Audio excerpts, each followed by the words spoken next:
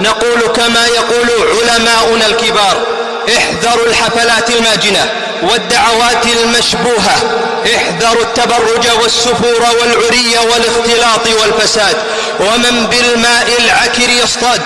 احذروا الحفلات الغنائية الكوميدية والسينمائية، وإن زعموا أنها ترفيهية فما هي إلا مشاريع تغريبية بخطوات مدروسة تدريجية وضوابط تغريبية لا ضوابط شرعية. ألبسوها أثوابا جذابة ومغرية وغلفوها بمعاني التغيير والتجديد للأفضل. ترفيه ليس لهم عندهم بدائل غير المجون والغناء والرقص والاختلاط، ما هو إلا عار وخزي ونذير شؤم على البلاد حينما يقدم الشواذ كقدوة للشباب.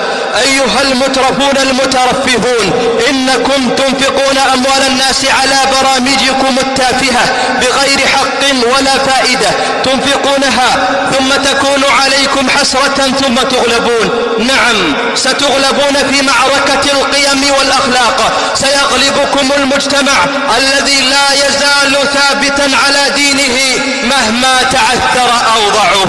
لن يقبل المجتمع أن يكون الترفيه مستوردا لأقذر ما في الثقافة الغربية لإفساده وتمييع عقيدته وقيمه وأخلاقه. ستغلب برامجكم حلقات تحفيظ القرآن الكريم التي تحاربونها، ستغلبكم مآذننا السامقة التي تدوي الله أكبر الله أكبر كل يوم وليلة 5 مرات.